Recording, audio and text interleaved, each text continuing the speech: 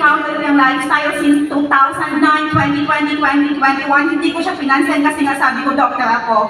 And then, isang araw, noong August 2025 nitong taon lang, bigla akong parang naalimpungatan. Sabi ko, masama na naman ang aking pakiramdam. Gusto ko na mag-quit sa aking career. Sabi ko sa aking husband, sabi ko, gusto ko na talagang mag-stop sa aking pagka-doktor. Bahala ng financial status natin. And then, nanalangin ako. At yung alam niyo ba kung ano yung pinaalala sa akin ng Panginoon?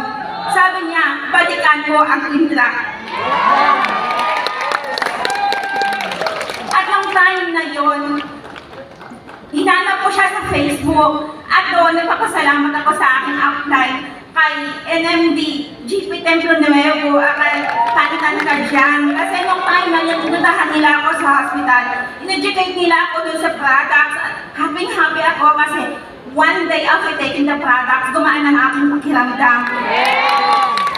Nawala ang sakit ng aking ulo at saka luminaw ang aking mata. Ang aking bahang magagmaga na after 1 week, unti-unti siya na lumiit na ulit. Kaya I started sharing it to the persons in needs. And then ginawa ko yung business. At then yung time na yon, doon, nabigyan ako ng chance na may pakilala sa akin. Si Coach Angie Liwana. Nagpapasalamat po ako sa inyo dahil po sa inspiration at saka pinagkala din po ako doon sa kay Mentor Pen Mendoza doon sa Maynila. Nagpapasalamat po ako sa inyo kasi naging inspirasyon ko po kayo.